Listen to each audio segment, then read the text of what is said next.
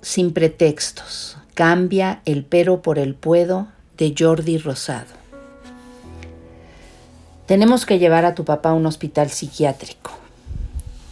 Fue una de las frases que más me han dolido en la vida. No entiendo por qué. ¿Aquí no se tratan adicciones?, les pregunté. Sí, pero el señor Raúl ya tiene un daño cerebral muy serio y ya no lo podemos atender aquí. Ha estado muy agresivo.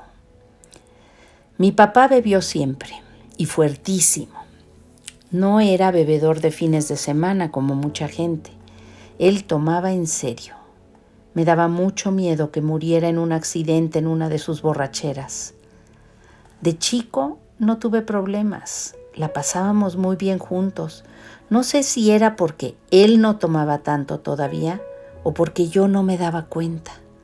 Pero después este problema se hizo grande y él se hizo gigante. No importa que una persona mida unos 65 metros y pese 59 kilos. Cuando toma diario y tú eres un niño, de verdad, lo ves como un gigante muy amenazador. El asunto es que independientemente de la enfermedad del alcoholismo y de muchos momentos difíciles que vivimos, lo amé con todo mi corazón, siempre. Eso sí, cuando te dicen que la enfermedad de tu papá llegó al nivel de un hospital psiquiátrico, todos los cables se desconectan. 2 días antes de ese momento me habían llamado unos vecinos de él para decirme que pasara a verlo porque estaba actuando muy raro. Nosotros vivíamos en la colonia Avante, muy cerca de la estación del Metro Taxqueña y de la calzada de Tlalpan en la Ciudad de México. En esa época, mi papá vivía solo en la casa. Yo estaba grabando en Televisa San Ángel y les pedí que me lo pasaran por teléfono. Cuando me contestó me sorprendí muchísimo por lo que me dijo. Jordito, ¿qué hacen estos bomberos aquí en la casa? ¿Y estas bailarinas? ¿Por qué hay tantas personas aquí? ¿Qué pasa? ¿Vendiste la casa? No, papá, ¿cómo crees que voy a vender la casa? Le dije que me pasara a cualquiera de las personas que tenía enfrente, con la esperanza de que alguien me contestara, y mi papá solo estuviera abrumado o medio confundido. Espérame, me dijo. Señorita, le llama a mi hijo. En ese momento sentí mucho miedo. Literal. Es de las pocas veces que recuerdo que me han temblado las piernas. Mientras tanto, por dentro rogaba que alguien me contestara del otro lado. Después de unos 10 segundos, mi papá me dijo, nadie quiere contestar. Salí corriendo del foro, me subí al coche y me dirigí a su casa. No iba triste, iba enojado, con los dientes apretados, agarrando muy fuerte el volante y manejando tan rápido que no me fijé en nada ni en nadie en el camino. Cuando llegué a la puerta de la casa, estaba abierta. Entré y vi a mi papá completamente solo, mirando fijamente un cuadro con un paisaje de mar que teníamos en la sala. Papi, ¿qué haces? Viendo cómo suben y bajan las olas, ya sabes, me encanta el mar. Sentí que se me cortaba la respiración. Volteé a ver sus manos. Estaba moviéndolas como si tuviera arena en una mano y se le estuviera pasando de una mano a la otra. ¿Qué haces con las manos?, le pregunté. No me contestó y me desesperé tanto que le grité. ¿Qué estás haciendo con las manos? Jugando con esta cadenita. ¿Cuál? Esta. Pero no tenía nada en las manos. Me enojé tanto que le grité fuertísimo. No hay ninguna cadenita, no tienes nada. Y le separé agresivamente las manos. Pobrecito, él no entendía nada. Me sentí impotente, devastado, con rabia. No supe qué otra cosa hacer. Quería llorar, pero estaba tan enojado y tan choqueado que no podía. Tenía esperanzas de que no fuera real, pero lamentablemente sí lo fue. Tomé su ropa y lo llevé a una clínica en adicciones llamada Kleider.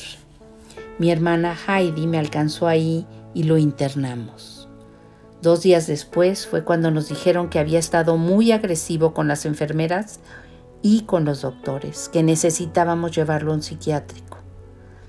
Él estaba muy enojado con los doctores, pero cuando nos veía a mí y a mi hermana, era muy amoroso, muy tierno, como si fuera un niño chiquito, y nos decía: vámonos, mijitos. ¿Cómo lo vamos a llevar al nuevo hospital?, les pregunté a los doctores. ¿No va a querer? Es más, no sé si nosotros queremos que vaya. Ellos nos explicaron que su nivel de alcoholismo había dañado muchas neuronas, que el alcohol había afectado considerablemente su función cerebral y que era la única opción si queríamos que estuviera mejor.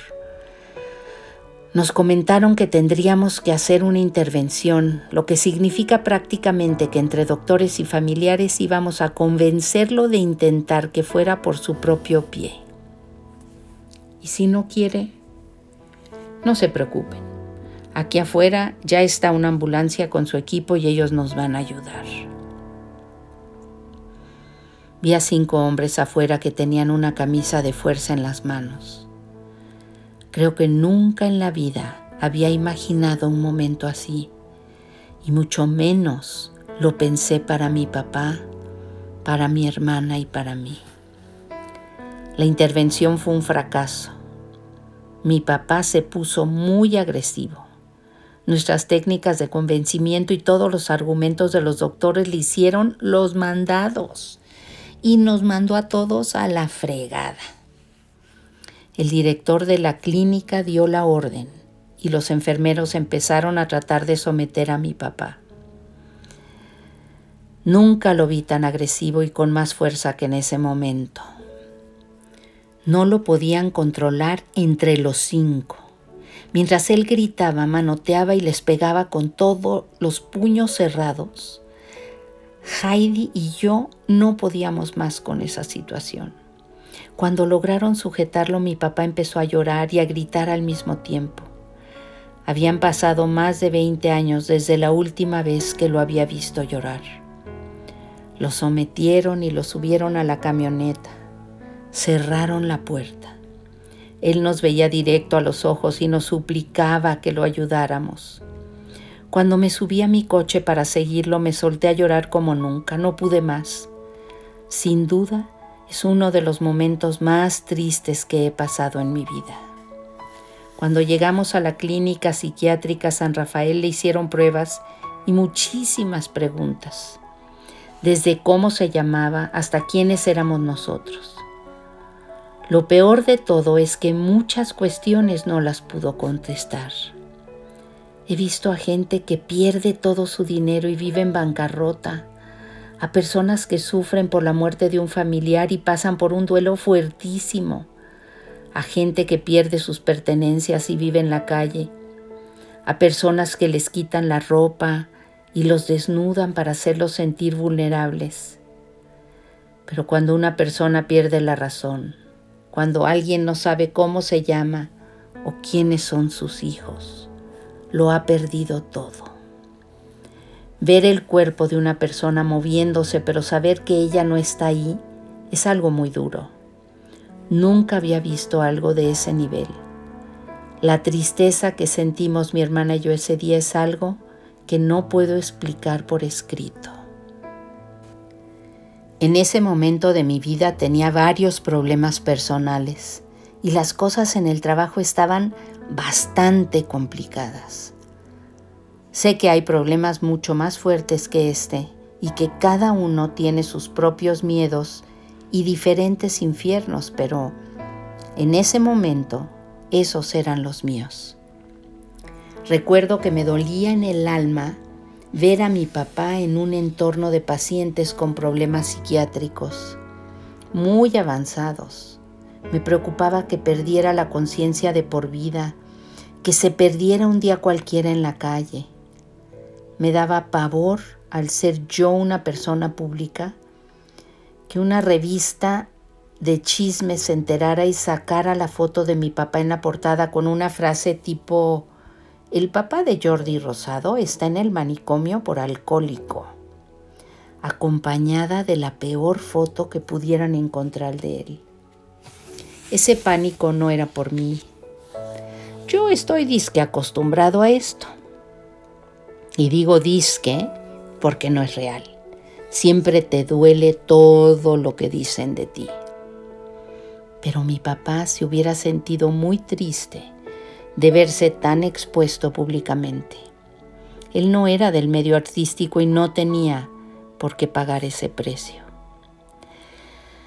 Sin embargo, de alguna manera salimos adelante con toda esta situación. Me acuerdo que cuando me propusieron lo del hospital psiquiátrico, yo dije: me muero si mi papá llega a un manicomio. ¿Y sabes qué? Solo hay un problema con el que te mueres, y es cuando te mueres. Ningún otro. La mayoría de los problemas tienen solución y mejoraría. Y si alguna situación no tiene arreglo, existe una manera de aprender a vivir con ella, de sobrellevarla y de sacar provecho del problema. Sí, te parece imposible, pero se puede obtener un beneficio hasta de las peores cosas. Está comprobado que 95% de las cosas de las que te preocupas jamás pasarán. No puedes regresar al pasado para volver a empezar, pero sí puedes empezar ahora y cambiar el futuro. Cuando crees verdaderamente en algo, tu mente encuentra la manera de lograrlo. Tus logros no te definen, te define lo que superas. Lo peor del miedo es que te derrota sin luchar y sin intentarlo siquiera, haciéndose cada vez más grande. No obstante, cuando lo enfrentas te das cuenta de que era mucho más pequeño de lo que creías y forja tu seguridad para enfrentar cualquier cosa que venga. Todas las personas exitosas que hoy admiramos empezaron con un objetivo firme, creyendo en ellas más que en nadie más. Está comprobado científicamente que los problemas de salud, familia, abandono, abuso, dinero, pareja, enfermedad, trabajo y muchísimos etcéteras solo influyen 10% del total del problema para lograr tu felicidad. Las crisis son la mejor oportunidad para crecer porque la vida te las pone enfrente para que hagas lo que jamás te hubieras atrevido a hacer sola o solo. Pero es lo que necesitas para conseguir algo mejor. El éxito no se basa en hacer cosas fantásticas, sino en tomar cada caída como un aprendizaje y seguirlo intentando hasta lograr tu propósito.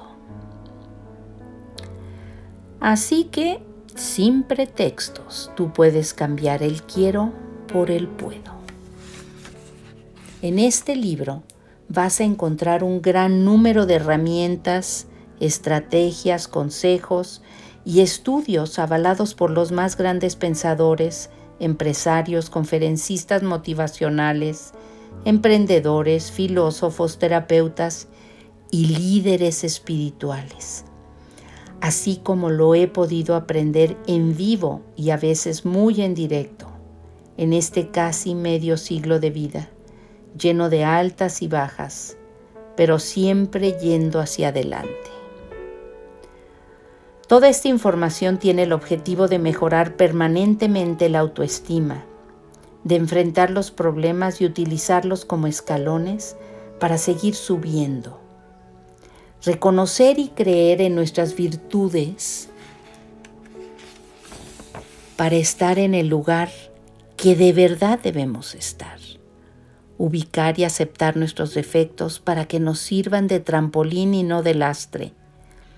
Alcanzar esos objetivos que tenemos en la cabeza, pero no en las manos. Y en especial, para darnos cuenta de que podemos ser extremadamente felices con lo que tenemos y con lo que somos. Porque te tengo una noticia. Lo que eres es mucho más que suficiente para ser todo lo que quieres ser. En conclusión, el propósito de este libro es que vayas por más, que te empoderes, que ubiques todos los atributos con los que cuentas y no has usado en muchos aspectos de tu vida, que conozcas y experimentes los alcances que en realidad tienes. En fin, que seas tan grande como puedes serlo. Por cierto, mi papá estuvo 5 meses en el psiquiátrico. Después de 5 recaídas y mucho dolor, un día se despertó, nos lamentó a todos y jamás volvió a tomar una gota de alcohol. Así, sin terapias extras, ni cuidadores, ni medicamentos. En ese momento de su vida, solo necesitó creer en él. Vivió 11 años más, durante los cuales me reconecté con él. Entendí la enfermedad, nos pedimos disculpas. Con mi hermana volvimos a ser una familia que perdimos por más de 20 años. Nos reímos más que nunca, comimos tacos como si no hubiera mañana. Volvimos a meternos al mar, nos abrazamos como jamás lo hicimos antes. Platiqué de cosas y temas que nunca habíamos tocado y se volvió mi ejemplo más grande. ¿Y sabes qué? Jamás se le olvidaron los nombres de mi hermana y el mío. Nunca se perdió en la calle. Ninguna revista de chismes se enteró. No perdió la conciencia y no murió en ningún accidente. El 14 de noviembre del 2016 lo encontró la muerte, feliz, en su cama, con su café al lado y unos dulces del mercado de Portales que le encantaban. Finalmente, 95% de mis preocupaciones jamás sucedieron. Capítulo 1. Autoestima. ¿Soy suficiente? Qué pregunta tan fuerte, ¿no? Es de esas que nada más de leerlas duelen. Pero si te dolió la pregunta, espero que estés sentado o sentada para escuchar la respuesta. La mayoría de las personas contesta, no, creo que no soy suficiente. Algunos piensan que no son suficientes en algún aspecto de su vida, otros en varios. Muchos sienten que no tienen ni una gotita de valor y, por supuesto, hay gente que se siente bien en muchos aspectos de su vida. No es que sean una especie en extinción, cual vaquita marina, pero lamentablemente no son la mayoría. Hace unos años me presentaron a un empresario muy joven en una reunión en Guadalajara. Lo llamaré Rodrigo, para guardar su identidad.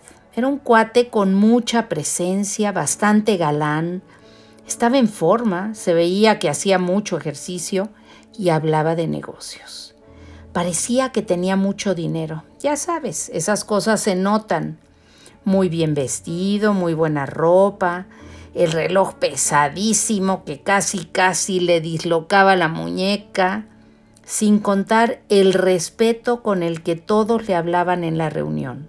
En fin, dicen que el dinero y el amor no se pueden ocultar, y este era el caso. Cuando lo conocí, me pareció buena gente. aunque un poco presumido y ególatra, pero platicamos un rato bastante a gusto. Apenas se fue de donde estábamos cuando todo mundo empezó a hablar mal de él. Decían que era un grosero, arrogante, muy prepotente, que trataba muy mal a los demás. Me di cuenta de que sus amigos no eran precisamente sus mayores fans. Yo lo dejé de ver mucho tiempo, pero unos meses después, Rodrigo tuvo un accidente fuertísimo. Estaba en un yate con su familia, chocaron con un muelle y el yate no se hundió de inmediato, pero sí se incendió. Al capitán no le pasó nada porque cayó al agua y nadó, pero las 2 hijas y la esposa de Rodrigo quedaron inconscientes dentro de la embarcación, muy cerca de la zona donde estaba el fuego. Cuando él recuperó la conciencia, se dio cuenta de lo que había pasado. Corrió a donde estaban sus hijas. Para ello tuvo que pasar por la zona de fuego. Estaba tan desesperado que no se puso nada encima. Al llegar al lugar donde se encontraban, las tapó con unas toallas mojadas y logró sacarlas al muelle. Inevitablemente empezó a quemarse. No obstante, regresó por su esposa y aunque pesaba mucho, pudo aventarla fuera del barco. Lo malo es que las cosas se complicaron, porque como ya tenía las piernas quemadas, se cayó dentro del yate y una lona u otra cosa que estaba moviéndose por el viento se le pegó a la piel mientras se incendiaba. Minutos después llegó la ayuda y pudieron sacarlo lo más rápido posible. El accidente tuvo varias consecuencias.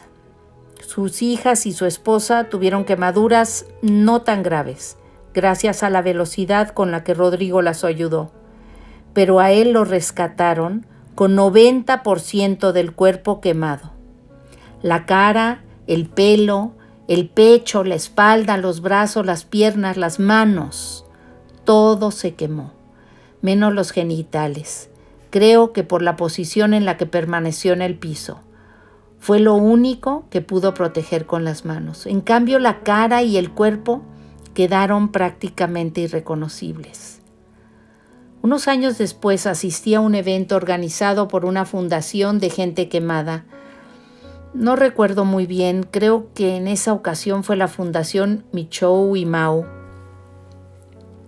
Fui a jugar un partido de fútbol entre conductores de televisión y personas accidentadas para apoyar la causa.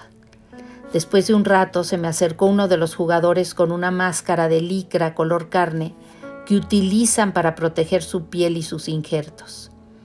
Hola Jordi, ¿cómo estás? Soy Rodrigo. Yo no sabía del accidente y no tenía idea de lo que había pasado hasta ese momento. Al principio no sabía de qué Rodrigo me hablaba. Me recordó quién era. Me platicó sobre su accidente y me preguntó si me molestaba que se quitara la máscara porque ya no aguantaba el calor. Le dije que no, por supuesto que no me molestaba. Cuando se la quitó no pude creer lo quemado que estaba. Tenía deformada toda la cara, no tenía orejas, nariz, cejas, tenía los ojos muy hundidos y las capas de la piel se veían sobrepuestas, como si estuvieran en carne viva. Fue algo verdaderamente muy fuerte. Sería una mentira que no diga que me impresionó muchísimo. He tenido muchas oportunidades de colaborar con asociaciones de niños quemados, pero creo que nunca había visto a un sobreviviente tan afectado. No podía creer que era el mismo Rodrigo que había conocido en aquella reunión. Platicamos un rato, lo sentí triste. Le pregunté con quién había venido a la Ciudad de México y me dijo que solo. Le comenté que tenía una grabación después del partido, pero que si quería ir a comer a mi casa más tarde me gustaría mucho. Y aceptó. En esa época yo vivía en una casita muy chiquita por la colonia San Jerónimo e iba a comer en la casa con mi novia Rebeca, después mi esposa. Le llamé por teléfono, le comenté que iba a invitar a un amigo.